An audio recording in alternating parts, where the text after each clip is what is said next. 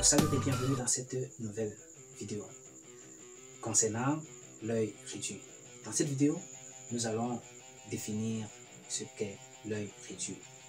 Juste après, nous allons parler des limites de vision distincte d'un œil. Et nous allons, bien après, parler des défauts d'accommodation. Nous allons y sortir avec la résolution d'un petit exercice du livre Collection l'excellence, programme de première CDE. Alors, si vous venez de me prendre et si vous appréciez ce que je fais, n'hésitez pas à laisser un pouce bleu, abonnez-vous à la chaîne si vous êtes un nouveau, activez la cloche de notification également pour ne pas rater les autres vidéos et pensez à laisser un commentaire à la fin de la vidéo, ça nous fait plaisir. Et vous pouvez également nous dire depuis où vous nous regardez, ça nous fera également plaisir. Alors, c'est quoi l'œil réduit? L'œil réduit, c'est un système optique formé de trois grandes parties, à savoir le cristallin qui joue le rôle de lentille convergente, la rétine qui joue le rôle d'écran et le système pupille iris qui joue le rôle de diaphragme. Donc nous avons ici l'écran, la lentille convergente et puis le diaphragme. Voilà la définition de l'œil réduit. Donc voilà sa représentation schématique simplifiée de l'œil réduit. Donc la rétine, j'ai dit, ça joue le rôle d'écran. Le cristallin joue le rôle de lentille et la pupille joue le rôle de diaphragme. C'est tout pour la définition et la représentation schématique de l'œil réduit. Parlons des limites de vision distinctes de l'œil. Avant de faire allusion aux limites de vision distinctes de l'œil, nous allons commencer par définir l'accommodation. Alors, l'accommodation, c'est quoi? C'est la faculté que possède l'œil à pouvoir modifier la vergence de son cristallin pour permettre à l'œil de mieux voir, c'est-à-dire pour permettre à l'œil de former l'image sur la rétine. C'est la faculté que possède un œil à pouvoir modifier la vergence de son cristallin afin que l'image se forme sur la rétine. Concernant dans les limites de vision distinctes, il y en a deux. Le ponton proximum, que l'on note PP, et le ponton remotum, que l'on note PR. C'est donc quoi le ponton proximum? Le ponton proximum, c'est le point le plus rapproché de l'œil que celui-ci peut voir en accommodant au maximum. Donc c'est le point le plus proche situé sur l'axe optique que l'œil peut voir nettement en accommodant au maximum. PP. Qu'en est-il du PR, le ponton remotum? Le ponton remotum maintenant, c'est le point le plus éloigné situé sur l'axe optique de l'œil que celui-ci peut voir nettement sans accommodation, puisque le PR pour un œil normal est situé à l'infini. Et pour un œil normal, le PP est situé à 25 cm. Donc on peut représenter ça là.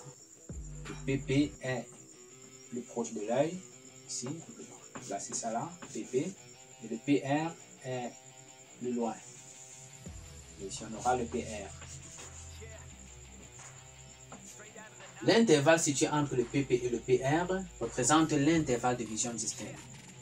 Donc dans ce cas, nous pouvons donc définir l'intervalle de vision distincte comme étant l'intervalle situé entre le PP et le PR, dans lequel l'œil voit nettement les objets. Donc voilà, pour ce qui est de l'intervalle de vision distincte. C'est l'intervalle situé entre le PP et le PR pour lequel l'œil voit nettement les objets sans les accommoder, c'est-à-dire sans accommodation. Bon, qu'en est-il du pouvoir séparateur de l'œil? Le pouvoir séparateur de l'œil, c'est le plus petit angle sur lequel l'œil peut voir un objet. Le plus petit angle sur lequel l'œil peut voir un objet AB. Si je suppose un objet comme ceci, AB, l'œil étant placé quelque part ici, on va donc matérialiser θ là comme le pouvoir séparateur. On peut noter θ, on peut noter epsilon, on peut noter alpha, cela dépend. Ça c'est la distance D, de A à l'œil c'est D. Le pouvoir séparateur θ, qui vous donne encore la tangente de θ, puisque c'est un angle très petit, c'est égal à AB sur D.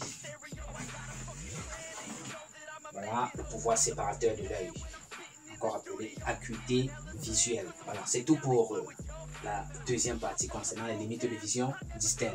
Donc, nous avons défini ce qu'est l'intervalle de vision distincte, voilà les limites de vision distinctes. Nous avons défini accommodation, ponton proximum, ponton monotone et pouvoir séparateur. Parlons maintenant des défauts d'accommodation. Lorsque l'œil est incapable maintenant de voir les objets situés entre le PP et le PR, alors cet œil possède des défauts d'accommodation, donc les défauts de vision. Nous allons voir 3 défauts courants de vision, 3 défauts courants d'accommodation de l'œil. Nous allons citer la myopie, premièrement, après l'hypermétropie et puis la presbytie. Parlons d'abord de la myopie. La myopie, c'est un défaut pour lequel l'image d'un objet situé à l'infini se forme en avant de la rétine. Se forme ici. Un objet situé à l'infini, des rayons parallèles arrivent là et l'image se forme plutôt ici. Ce qui fait qu'un œil myope ne peut donc pas voir. Quelles sont donc les caractéristiques d'un œil myope? Un œil myope voit les objets éloignés flous. Son PP est plus proche de l'œil que celui d'un œil normal. Donc le PP d'un œil myope est rapproché de l'œil. Son PR aussi n'est pas rejeté à l'infini. Son PR aussi doit se rapprocher. Ça veut dire quoi? Que l'intervalle de vision distincte se rapproche de l'œil dans le cas d'un œil myope. Ce qui fait donc que cet œil verra les objets éloignés flous. Voilà les caractéristiques. Comment donc corriger la myopie? Pour corriger la myopie, étant donné qu'un œil myope, comme autre caractéristique, c'est un œil très convergent. C'est un œil très convergent. Pour donc corriger un œil myope, on doit utiliser des lentilles à verre divergentes. Des lentilles à verre divergentes de distance focale pour f' égale à moins dm. Où dm est la distance qui sépare le PR de l'axe du centre optique de l'œil. Donc, si nous prenons du PR ici, jusque là, nous avons dm. Et du PP jusqu'à l'axe principal, jusqu'au centre optique, pardon, on a aussi le... on a dm, petit dm. Voilà. Donc, OF' est égal à moins dm, la distance maximale de vision distincte de l'œil. Distance qui sépare le PR du centre optique du cristallin. Et dm, la distance minimale de vision distincte, c'est la distance qui sépare le PP du centre optique du cristallin. Voilà, voilà comment est-ce qu'on corrige un œil myope. Parlons maintenant de l'hypermétropie.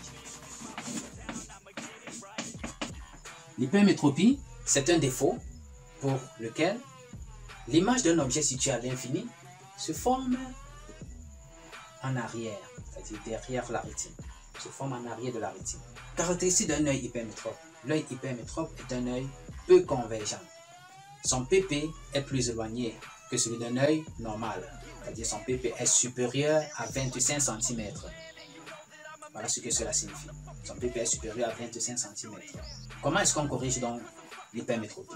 Par le port des verres à lentilles convergentes de distance focale pour f' égale à plus dm. Ça c'est pour la correction. Parlons maintenant de la presbytie. La presbytie qui est le troisième défaut. La presbytie est un défaut tout à fait naturel. C'est-à-dire quoi? C'est un défaut qui survient avec l'âge. À cause de la perte d'élasticité des muscles ciliaires qui parviennent à faire varier correctement la vergence du cristallin pour permettre à un œil de voir nettement. Étant donc un défaut naturel, que vous ayez en fait un œil normal, un œil myope ou hypermétrope, vous ne serez pas épargné de la presbytie.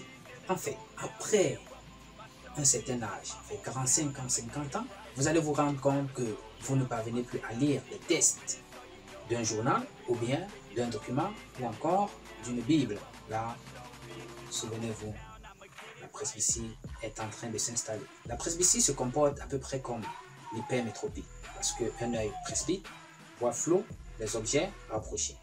et nettement les objets éloignés. Donc, pour corriger un œil presbyte, on utilise, comme dans le cas de l'œil hypermétrope, des lentilles, alors des verres à lentilles convergentes pour la vision uniquement des objets rapprochés. Une fois que vous avez mis des verres pour effectuer une lecture, après vous enlevez. C'est comme ça que vous verrez nos parents se comporter. Vous rentrez avec une convocation à la maison, alors vous donnez au papa, papa dit, va prendre mes verres dans le placard. L'enfant va prendre, il donne, il sort ses verres, là il met, et puis il effectue la lecture. Dès qu'il a fini d'effectuer la lecture, il retire les verres, il enfile dans la poche, dans la pochette, et remet à l'enfant, va remettre. Voilà, c'est la presbytie. Donc j'espère que vous avez bien compris, que vous avez assimilé au moins quelque chose de cette leçon concernant l'œil réduit. Nous allons donc parachever avec un petit exercice du livre. Alors nous allons prendre l'exercice 4 du livre, collection l'excellence. Donc si ça devrait être la presbytie, c'est un défaut naturel. Je fais ici ça et là. Dans l'exercice 4, on vous demande, c'est l'exercice 4 de la page 145, livre de physique, collection l'excellence, classe de première, C, D, E, T, I, etc. Exercice 4. Expliquez la différence entre un œil hypermétrope et un œil presbyte. 2. Pour l'œil d'un enfant, le PP est situé à 10 cm et le PR à 2 mètres. De quelle anomalie souffre-t-il? Donnez la nature et la distance focale du verre correcteur. C. Quelle est alors la nouvelle position du PP de l'œil corrigé? Là, ce sont les questions. Expliquez la différence entre un œil hypermétrope et un œil presbyte. Alors, un œil hypermétrope, ça c'est un guide que je vous donne. Un œil hypermétrope est un œil peu convergent et dont l'image d'un objet situé à l'infini se forme en arrière de la rétine. Un œil presbyte, c'est un œil qui a perdu l'élasticité de son cristallin ou encore des muscles ciliaires avec l'âge. Voilà. 2. Pour l'œil d'un enfant, le PP est situé à 10 cm. Le PP est à 10 cm et le PR est à 2 mètres. De quelle anomalie souffre-t-il? On peut déjà voir qu'il souffre de myopie. Donc, il souffre de la myopie. Pourquoi? Parce que son PP est plus proche de l'œil que celui d'un œil normal. Et son PR n'est pas rejeté à l'infini. Le PP de l'œil myope est plus rapproché de l'œil que celui d'un œil normal. Parce que pour l'œil normal, le PP est à 25 cm. Lorsque le PP est moins inférieur à 25 cm, c'est un œil myope. Et lorsque le PP là est supérieur à 25, c'est un œil hypermétrope. B. Donnez la nature et la distance focale du verre correcteur. Donc on a vu que pour corriger un œil myope, il faut utiliser des verres à lentilles divergentes parce qu'un œil myope est un œil très convergent. Nature du verre correcteur. Donc verre à lentilles divergentes. Et puis maintenant, distance focale. OF', on l'a vu, égale à moins DM. DM ici, c'est la distance qui sépare le PR du centre optique du cristallin. Donc, on conclut que OF' est donc égal à moins 2 mètres. OF' est égal à moins 2 mètres. Dernière question. Quelle est alors la nouvelle position du PP de l'œil corrigé? Alors ici, je vais vous donner des indications. Alors, on veut déterminer la nouvelle position du PP corrigé. Dans l'œil réduit, on avait le PP. Là, c'est le cristallin. Le PP était là. Là, c'est, je suppose, l'ancien PP. Je vais noter APP. Il était à 10 cm. On veut corriger. Corriger consiste donc à ramener le PP là vers 25 cm. Ça veut dire que le nouveau PP sera quelque part ici. C'est ça que l'on veut. Nouveau PP. Nous avons ici le centre optique du cristallin. Alors, pour un objet placé au nouveau PP, donc ça veut dire qu'ici on aura A, l'image se forme à l'ancien PP, A'. Et là, on utilise maintenant la formule de conjugaison. 1 sur OA', moins 1 sur OA, égale à 1 sur OF'. Ce qu'on veut, c'est OA. C'est-à-dire OA. La nouvelle position du PP, c'est-à-dire le nouveau PP. Là, on tire 1 sur OA. 1 sur OA, ça traverse là, ce sera égal à 1 sur OA', moins 1 sur OF'. Finalement, OA est égal à OA' fois OF' sur O moins OA' en fait, plus OF'. Alors pour tout calcul fait, cela nous donne moins 10,53 cm. Donc il suffit de venir remplacer OA' par moins 10. Donc vous aurez ici OA' égal à moins 10 cm et OF' par moins 200 cm. Voilà. Et nous avons donc terminé cet exercice 4 de la page 145 et aussi cette vidéo. Alors si vous l'avez aimé, laissez tout simplement un pouce bleu. Dites-moi d'où vous me regardez, ça me fera plaisir. Et activez la cloche de notification et abonnez-vous à la chaîne si vous êtes nouveau. Alors, on se dit au revoir.